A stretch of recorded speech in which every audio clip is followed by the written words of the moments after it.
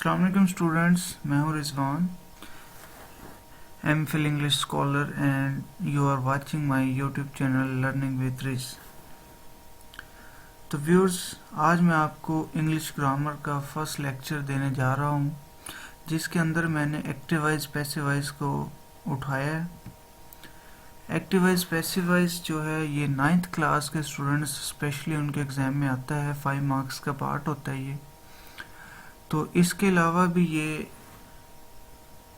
हर किस्म के टेस्ट में ज़रूर आते हैं। फॉर एग्जांपल एनटीएस का टेस्ट है, पीपीएससी का है, एफपीएससी का है, किसी भी किस्म का कोई जॉब के हवाले से टेस्ट होता है तो ये उसमें ज़रूर इंक्लूड होते हैं। तो इंशाल्लाह मैं अपनी भरपूर कोशिश करूँगा कि आपको अच्छे से समझाऊँ। आपने हर एक स्टेप को ज़रा अच्छे से फॉलो करना है। आगे बढ़ने से पहले मैं आपसे ये रिक्वेस्ट करूंगा कि अगर आप मेरे यूट्यूब चैनल पे न्यू हैं तो आप काइंडली इसको सब्सक्राइब कर दें, लाइक कर दें और बेल आइकन को प्रेस कर दें। तो active voice passive voice start करते हैं। सबसे पहले क्या होता है जी एक्टिव वॉइस पैसिव वॉइस क्या होता है, यहाँ से मैं आपको बताता हूँ डेफिनेशन से। कहता है कि a verb is in the active voice when the person or thing denoted by the subject does something like sentence 1।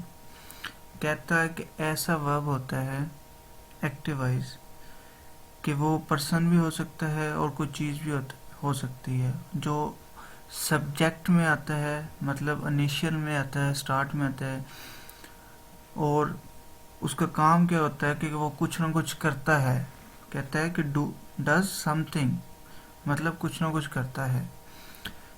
For example वो कह रहा है कि सेंटेंस नंबर 1, ये देखें जी, सेंटेंस नंबर 1 कहता है क्या है कि रमशा हेल्प्स हैरी।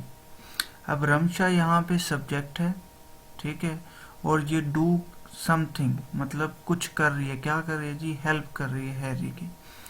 तो ये एक चीज़ आपको क्लियर होगी, ये हो गया एक्टिव वॉइस। अब नीचे नेक्स्ट वो दे रहा है पैसिव वॉइस। पैसिव वॉइस क्या है जी? A verb is in passive voice. कहता है कि एक वर्ब जो होती है वो पैसिव वॉइस में तब होती है when something is done to the person और thing donated by the subject. कहता है कि जब कुछ हो, when something is done, जब कुछ ख़त्म किया जाए या अमल दरामद किया जाए, टू द पर्सन, उस शख्स पे, उस चीज़ पे, डोनेटेड बाय द सब्जेक्ट, जो सब्जेक्ट के तौर पर ज़ाहिर हो रहा हो। फॉर एग्जांपल नंबर 2 है कि Harry is helped bye Roma. अब हैरी पे काम हो रहा है, हैरी पे एक्शन हो रहा है कि Harry is helped bye Roma, ठीक है। तो ये यहाँ पे जो एक्शन काम हो रहा है वो हैरी पे हो रहा है, तो इसलिए ये यहाँ पे सब्जेक्ट के तौर पे आ रहा है, तो ये हमारे पास पैसिव वॉइस होगा। अब नेक्स्ट इसके कुछ रूल्स हैं, 6 रूल्स मैंने बनाए हैं यहाँ पे शॉर्टकट करके आपको समझाने के लिए। सबसे पहला रूल यहाँ पे क्या है जी? सबसे पहला रूल ये है कि subject change into object and vice versa, मतलब कि ऑब्जेक्ट सब्जेक्ट में चेंज होगा और सब्जेक्ट ऑब्जेक्ट में चेंज होगा। देन रूल नंबर 2 क्या है जी? Use third form of verb. आपने हमेशा यहाँ पे थर्ड फॉर्म इस्तेमाल करनी है, चाहे फर्स्ट दी है सेकंड दी है, लेकिन आपने थर्ड इस्तेमाल करनी है। नेक्स्ट तीसरा रूल क्या है जी? कहता है कि if WH words in start, अगर WH वर्ड्स जो हैं वो स्टार्ट में आ जाएं तो उनको चेंज नहीं करना, नॉट चेंज।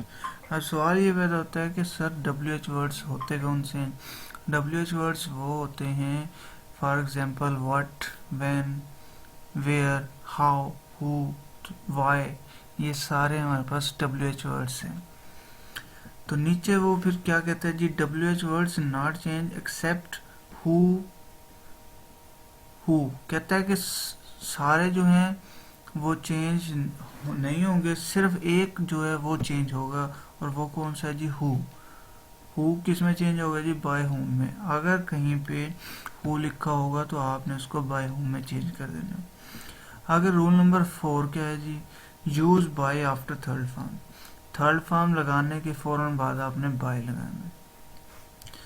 अब रूल नंबर 5, रूल नंबर 5 क्या है जी, यहाँ पे मैंने एक टेबल बनाई है, आपने इस टेबल को अच्छे से रीड आउट करना है। मैं आपको और वाज़ेह कर देता हूँ। ये देखें, सॉरी, ओके। अब यहाँ पे देखें जी, फर्स्ट में लिखा है जी सिंपल प्रेजेंट। सिंपल जो प्रेजेंट है हमारे पास, जो फर्स्ट फॉर्म में आता है उसके साथ एस और एस भी लगा होता है। तो उसको अगर एक्टिव वाइज में, अगर एक्टिव वाइज आपके पास आए और उसमें फर्स्ट फॉर्म हो और उसके साथ एस और एस लगा हो, तो आपने पैसिव वाइज में कन्वर्ट करते वक्त इजेमआर लगाना है और उसके साथ थर्ड फॉर्म लगाना है। क्लियर हो गया। नेक्स्ट है present continuous. Present continuous active voice में अगर आएगा तो उसके साथ इजेमआर होगी। जब आप पैसिव वाइज में चेंज करेंगे तो इजेमआर के साथ जस्ट आपने बीइंग का इजाफा करना है और जो थर्ड फॉर्म है वो वैसे की वैसे रहेगी। नेक्स्ट परफेक्ट में क्या हो गया जी, परफेक्ट हमारे पास आपको पता है हैज़ और हैव होता है, और हैज़ और हैव के साथ आपने बीन का इजाफा करना है और थर्ड फॉर्म तो सबके साथ आएगी। नेक्स्ट हमारे पास आ गया सिंपल पास्ट। सिंपल पास्ट में सेकंड फॉर्म आती है और सेकंड फॉर्म को आपने कन्वर्ट करना है। जब पैसिव वॉइस बनाएंगे तो वाज और वर में, और वाज और वर के बाद थर्ड फॉर्म आ जाए। पास्ट कॉन्टिन्यूस क्या है जी, वाज और वर होगा आपके पास एक्टिव वॉइस में, और जब पैसिव वॉइस बनाएंगे तो वाज वर के साथ आपने बीइंग का इजाफा करना है और थर्ड फॉर्म आएगी। नेक्स्ट पास्ट परफेक्ट है। परफेक्ट में आपको हैड दिया होगा एक्टिव वॉइस में, और पैसिव वॉइस में हैड के साथ आपने बीन का इजाफा करना है प्लस थर्ड फॉर्म। नेक्स्ट आपके पास है फ्यूचर। सिंपल फ्यूचर है। सिंपल फ्यूचर अगर आपको एक्टिव वॉइस में दिया जाएगा तो वो आपके पास विल और शेल होगा। पैसिव वॉइस में कन्वर्ट करते वक्त आपने विल शेल प्लस बी लगाना है और बी के साथ आपने थर्ड फॉर्म लगाना है। नेक्स्ट फ्यूचर परफेक्ट है, और फ्यूचर परफेक्ट विल हैव और शेल हैव होता है, तो आपने विल हैव शेल हैव के साथ जस्ट बीन का इजाफा करना है और थर्ड फॉर्म लगा देना। अच्छा, अब यहाँ तक मैं आपको एक चीज़ क्लियर करता जाऊँ। देखिए, हमने जो हमारे पास फर्स्ट होगा, फर्स्ट फॉर्म वाला होगा, उसको इस एमआर में चेंज करना है। सेकंड फॉर्म वाले को वाज वर में चेंज करना है, और उसके पास कॉन्टिन्यूस के जितने भी हैं, कॉन्टिन्यूस के हमारे पास इज एम आर है, वाज वर है, ठीक है। तो इनके साथ हमने बीइंग का इजाफा करना है। और तीसरी बात ये होगी कि जो हमारे पास परफेक्ट वाले हैं, हैड वाला है, हैज हैव वाला है, विल हैव और शेल हैव, उनके साथ हमने बीन लगाना। क्लियर हो गया। चलें, अच्छा जी, नेक्स्ट हमारे पास आती है मॉडल वर्ब्स और बेस वर्ब्स। कौन सी होती हैं जी, can, may, must, should, would. तो ये अगर आपके पास आएंगी तो एक्टिवाइज में कैन के पास फर्स्ट फॉर्म होगी, यहाँ पे कोई और भी हो सकती, मे भी हो सकती। तो इनके साथ आपने जस्ट बी का इजाफा करना है और आगे third form, can plus be plus third form. Next आता है हमारे पास इम्पेरेटिव सेंटेंसेस। इम्पेरेटिव सेंटेंसेस कौन से होते हैं जी, वो सेंटेंसेस जिसमें किसी चीज़ का हुक्म दिया जाए, ऑर्डर दिया जाए, रिक्वेस्ट की जाए, ठीक है, तो वो इम्पेरेटिव सेंटेंसेस होते हैं। तो उनमें क्या करना है, उनमें आपने लेट का इस्तेमाल करना है शुरू में, और उसके बाद थर्ड फॉर्म से पहले आपने बी लगाने। बाकियों में थर्ड फॉर्म के बाद बाय लगाना है। इम्पेरेटिव में थर्ड फॉर्म से पहले बी लगाना है और शुरू में लेट लगाना है। तो अब मैं आपको इसका स्ट्रक्चर बताऊंगा, सादा sentences, simple sentences, structure plus examples. देखें स्ट्रक्चर क्या होगा, सबसे पहले सब्जेक्ट आएगा, हेल्पिंग वर्ब आएगा, देन थर्ड फॉर्म आएगी, देन बाय आएगा और देन ऑब्जेक्ट आएगा। एग्जाम्पल यहाँ पे लिखी हुई है जी, अली लव्स हिज सिस्टर। तो यहाँ पे क्या आ जाएगा जी, his sister is loved by Ali. अब देखें हिज सिस्टर यहाँ पे ऑब्जेक्ट था, यहाँ से उठा के इसको सब्जेक्ट बना दिया, हिज सिस्टर आ गया। अब ये इस क्यों आया, सवाल ये यहाँ पे कि सर इस क्यों आया, इस क्यों आया डियर्स, मैंने पीछे टेबल में आपको बताया है कि लव्स जो है ये फर्स्ट फॉर्म है और इसके साथ एस और एस लगा हुआ है, इट मीन्स ये सिंपल प्रेजेंट है हमारे पास। तो सिंपल प्रेजेंट इज जो हमारे पास फर्स्ट फॉर्म थी उसको हमने चेंज करना होता है इज एम आर में, तो ये इसलिए इज आ गया। अब यहाँ पे सवाल है कि सर इज ही क्यों आया, ये एम और आर क्यों नहीं आया। तो डियर्स ये यहाँ पे हिज सिस्टर लिखा हुआ है, इट मीन्स ये सिंगुलर है, तो सिंगुलर के साथ हम इज का इस्तेमाल करते हैं। और उसके बाद लव की थर्ड फॉर्म लव्ड आ गया और इसके बाद बाय आ गया, ऊपर ये देख लें ये स्ट्रक्चर में लिखा हुआ है थर्ड फॉर्म बाय, और लास्ट में ऑब्जेक्ट आ गया अली। क्लियर हो गया जी। इसी तरह अब ये सेकंड एग्जांपल यहाँ पे लिखी हुई है, the queen open the door. अब आपने यहाँ से अंदाज़ा लगाना कि ये कौन सा है, यहाँ से आपको पता चल जाएगा। अब ओपन लिखा हुआ है तो मीन्स सेकंड फॉर्म इस्तेमाल हुई है, सेकंड फॉर्म इस्तेमाल हुई है तो ये हमारे पास कौन सा होगा जी, past simple past, past indefinite जिसको आप कहते हैं। तो जब भी मैंने बताया था सेकंड फॉर्म आएगी तो आपने उसको वाज वर्ब में बदलना है। अब आपने देखना है कि सर वाज आएगा या वर आएगा, तो आपने इसको देखना है, द गेट है सिंगुलर है तो वाज आ गया, ठीक हो गया। अगर यहाँ पे गेट्स होता तो वर आ जाना था। क्लियर हो गया जी। तो यहाँ पे क्या आएगा जी, the gate was opened by the peon. Next क्या है जी, he was reading a book was being read by him. देखें जी, अब अ बुक यहाँ पे ये आ गया, अब रीडिंग था, वाज हमने देख लिया, वाज है तो वाज के साथ हमने क्या इजाफा करना है, बीइंग का इजाफा करना है, रीडिंग और ये रेड आ गया बाय हिम। ही की थर्ड फॉर्म ही का वो ऑब्जेक्टिव केस क्या बनता है जी, हिम बनता है, ही हिज और हिम। आगे ओपन द डोर, ये ओपन द डोर कौन सा है जी, इम्पेरेटिव सेंटेंस है। मैंने पहले बताया था कि स्टार्ट में लेट लगाएंगे, लेट आ गया, फिर द डोर आ गया और फिर ये थर्ड फॉर्म से पहले बी लगा दिया हमने और ये ओपन आ गया। क्लियर हो गया जी।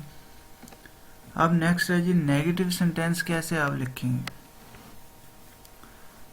नेगेटिव सेंटेंसेस, नेगेटिव सेंटेंसेस का ये मैंने स्ट्रक्चर यहाँ पे बता दिया है, subject plus helping verb, plus helping verb के फॉर्म बाद आपने नॉट लगाना है, ठीक है। बहुत सारे आपके पास हेल्पिंग वर्ब ऐसे होंगे कि जैसे अगर आपने वाज वर है, इज एम आर है, उसके साथ आपने बीइंग का इजाफा करना है, तो आपने वाज के बाद, इसके बाद, इनके बाद नॉट लगा देना है और बीइंग बाद में लगाना है। समझ आ गई। हैज आ गया, हैड आ गया, अब हैज बीन, हैड बीन आपने इस तरह करना है, तो वो बीन आपने नॉट के बाद लगाना है। क्लियर हो गया। तो subject helping verb not third form plus by plus object. अब यहाँ पे आपको एग्जांपल दिखाता हूँ, we do not read the lesson. Passivise कैसे बनाएंगे जी, द लेसन ये आ गया। इज क्यों लगा जी, ये डू हमें पता चल गया, डू हमें ये चीज़ का रिप्रेजेंट कर रहा है कि सिंपल इंडेफिनेट है, ठीक है। तो प्रेजेंट इंडेफिनेट है सिंपल, तो डू हमें ये रिप्रेजेंट कर रहा है, तो यहाँ पे मैंने इज लगा दिया। अब फिर वही बात, इज क्यों है जी, ये हमारे पास सिंगुलर है, द लेसन जो है सिंगुलर है, वाहिद है। तो इसके बाद मैंने ऊपर यहाँ पे देखें स्ट्रक्चर में लिखा है हेल्पिंग वर्ब के फॉर्म बाद क्या आएगा जी, नॉट आ गया, ये नॉट आ गया और उसके बाद थर्ड फॉर्म ये आपने लिख दी रेड। स्पेलिंग सेम है, जस्ट पढ़ने में आपने यहाँ पे रीड था, यहाँ पे रेड आ गया और उसके बाद बाय और उसके बाद ये वही का ऑब्जेक्टिव केस क्या है जी, अस, ये यहाँ पे आ गया। उसके बाद एग्जाम्पल नंबर 2 है जी, you will not beat him. Him का यहाँ पे ऑब्जेक्टिव केस है, सब्जेक्टिव क्या होगा जी, ही आएगा, ठीक हो गया जी। ही विल नॉट बी, देखिए मैंने जैसे ऊपर बताया था कि हेल्पिंग वर्ब के फौरन बाद नॉट लगा देना और उसके बाद अगर कोई बी है, बीन है, बीइंग है वो बाद में लगाएंगे। ये देखें जी, विल के बाद नॉट आ गया, उसके बाद बी आ गया और बीट की थर्ड फॉर्म बिटन और बाय यू। नीचे है जी, do not make a noise.